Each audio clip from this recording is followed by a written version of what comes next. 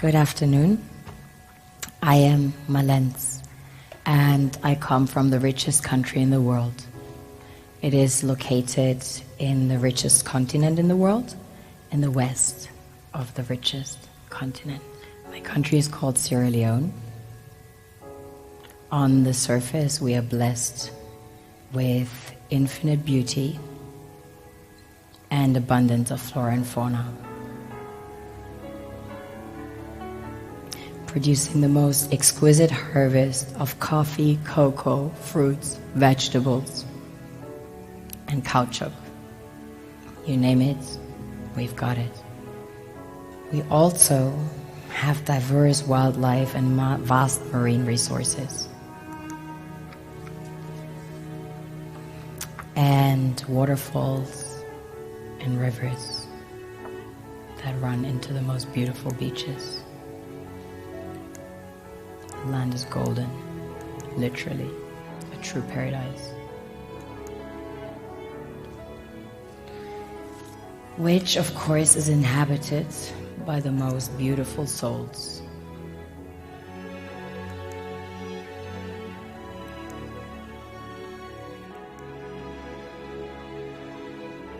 We have a very strong cultural heritage.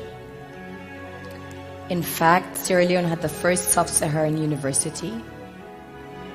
Prior to that, there was one in the kingdom of Timbuktu, which was the first university in the world, succeeding the great Gnostic schools of Egypt and Osiris. On a deeper level, we are blessed with the real treasures the kings and queens of this world desire.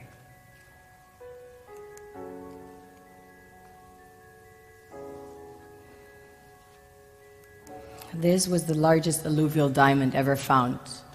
It weighs almost 1,000 carats, 969 to be precise. This beauty was found by an old lady in her backyard about 2 years ago, 125 carats. Some people mine gold in their backyards. That's quite common. Besides gold and diamonds, we have about 20 precious minerals that have been discovered as of today. We recently started extracting huge petroleum reserves that have been discovered. We have platinum, ilmenite to make titanium, rutile to coat jets, iron ore, the largest iron ore deposits in Africa, the third largest in the world. Tantalite, also known as coltan, used in your mobile phones and computers. Bauxite for aluminium production. Zinc, chrome ore, copper, coal, phosphates, potassium, salt, lead, granite, asbestos, nickel, zircon. Furthermore, we have exquisite timber like mahogany, antique, and we have the most beautiful stamps in the world. Of course, the West needs Africa's resources most desperately to power airplanes, cell phones, computers, and engines. And the gold and diamonds, of course, a status symbol to determine their powers by their core and to give value to their currencies.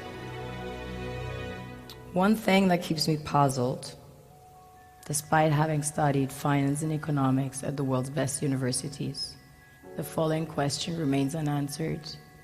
Why is it that 5,000 units of our currency is worth 1 unit of your currency, where we are the ones with the actual gold reserves? It's quite evident that the aid is in fact not coming from the West to Africa, but from Africa to the Western world. The Western world depends on Africa in every possible way, since alternative resources are scarce out here. So how does the West ensure that the free aid keeps coming? By systematically destabilizing the wealthiest African nations and their systems, and all that backed by huge PR campaigns, leaving the entire world under the impression that Africa is poor and dying and merely surviving on the mercy of the West. Well done, Oxfam, UNICEF, Red Cross, Life Aid, and all the other organizations that continuously run multi-million-dollar advertisement campaigns depicting charity porn to sustain that image of Africa globally. Ad campaigns paid for by innocent people under the impression to help with their donations. While one hand gives under the flashing lights of cameras, the other takes in the shadows. We all know the dollar is worthless, while the euro is merely charged with German intellect and technology, and maybe some Italian pasta. How can one expect donations from nations that have so little? It's super sweet of you to come with your colored paper in exchange for our gold and diamonds. But instead, you should come empty-handed, filled with integrity and honor. We want to share with you our wealth and invite you to share with us. The perception is that a healthy and striving Africa would not disperse its resources as freely and cheaply, which is logical. Of course, it would instead sell its resources at world market prices, which in turn would destabilize and weaken Western economies, established on the post-colonial free meal system. Last year, the IMF reports that 6 out of 10 of the world's fastest growing economies are in Africa, measured by their GDP growth. The French Treasury, for example, is receiving about $500 billion year in, year out, in foreign exchange reserves from African countries based on colonial debt they forced them to pay. Former French President Jacques Chirac stated in an interview recently that we have to be honest and acknowledge that a big part of the money in our banks comes precisely from the exploitation of the African continent. In 2008, he stated that without Africa, France will slide down in the rank of a third world power. This is what happens in the human world, the world we have created. Have you ever wondered how things work in nature? One would assume that in evolution the fittest survives. However, in nature, any species that is overhunting, overexploiting the resources they depend on as nourishment, natural selection would sooner or later take the predator out, because it offsets the balance. Now that I shared my perspective with you, I would like to share my initiatives with you. As a Sierra Leonean, I'm a diamond expert. I find them in the rough.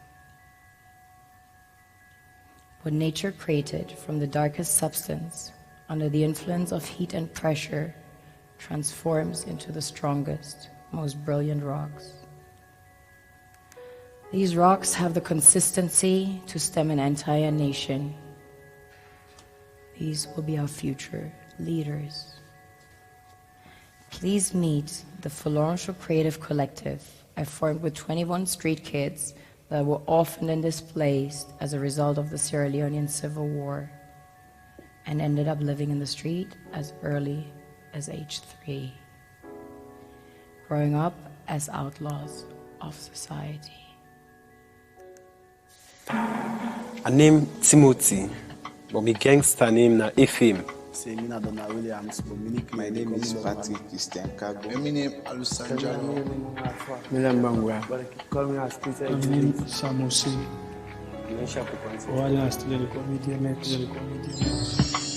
None shall escape the visions that I see. No soul saved. Best believe. I lost my mother and father during the Civil War in Sierra Leone. I was brought up by my grandmother in the village. at the age of 5 years of age. Yeah. So this time my mama had treat me, even put poison for me, and I chop for it. In Jesus' name I pray. Amen. This is not my story and my life.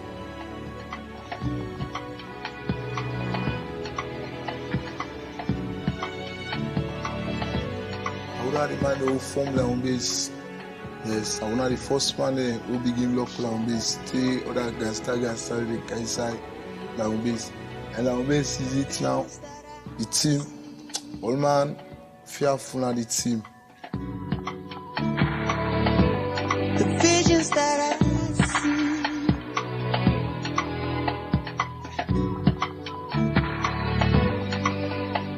see. You get the hard way, you get the soft way. The soft way na for good thief. The hard way na for good tooth. Not of course, the tooth for people or it will dirty for people. If you're not strong na the streets, you go die before time, or either you come out bad before time. 2001 when I come on the streets, I did do them bad, I thief, I job phone, I do all them bad life. Till 2010, I can shoot Mallance.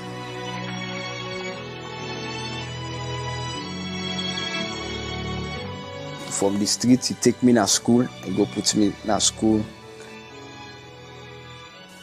I did live fine now.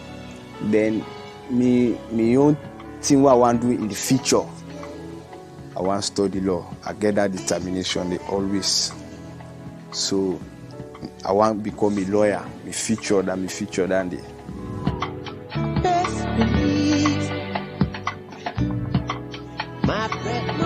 The future plan. See what they able to do for help me own family.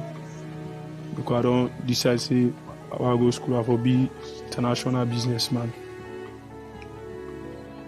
So me, some of me company the way they live their wayward life there, I wish them back would change like me. For let them go they left them style here, and then they imagine say all the rough style here not fine for mortal man. Mortal man are more possible for the reason and wish for better future in this world.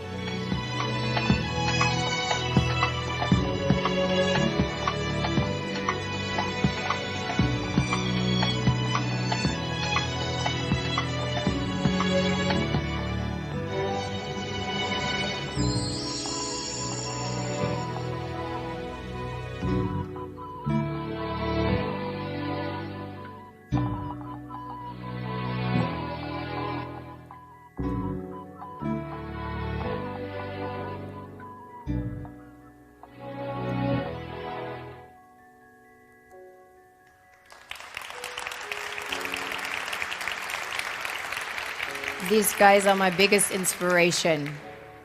Destiny brought us together. I met them by a chance encounter in 2010. 2011, they all started living with me, 21 in number. Wonderful things happen when creatives meet with mutual respect. How did we go about it? Creativity. That same creativity that ensured their survival under the most adverse circumstances in the streets is channeled into outlets such as art, music, film, and fashion. They made the impossible possible, from Lion Base in Sierra Leone to luxury fashion stores in Paris, New York, and Berlin. This is what we created single-handedly, without a single cent in donations, without running water, without electricity. Most of them not being able to read and write at the time when I met them. And now, some of them studying law, engineering, being filmmakers, and so on. This is made with pure energy, inspiration, and love in Freetown.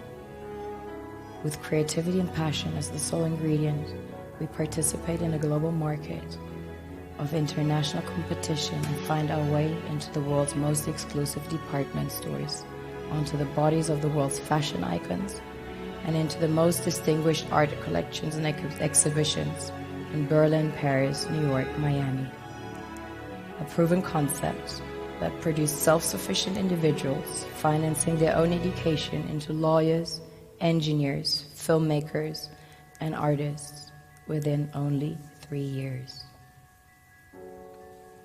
Concept based on mutual respect and sharing, a blueprint that can be replicated anywhere, under any circumstances. I only had the vision and the insight to recognize diamonds in the rough, and was determined to prove to the world that the absence of donation produces quality in a self-sufficient manner. I believe charity merely creates inferiority and dependency. I want to serve as a bridge between two worlds I call home, to facilitate a fair exchange between two contrasting worlds that become powerful once balance is reinstalled. It's not about charity, it's about charity. Today I invite you to change your perspective. Own your visions of a brighter world. Never see lack. See abundance, always, everywhere. And watch the universe conspire. Don't focus on problems, but on the solution. Remember, our perception of any given situation is the only thing that determines the outcome. I am Mallance. I am German, too. Change your channel. Vielen Dank für Ihre Aufmerksamkeit. Thank you for listening.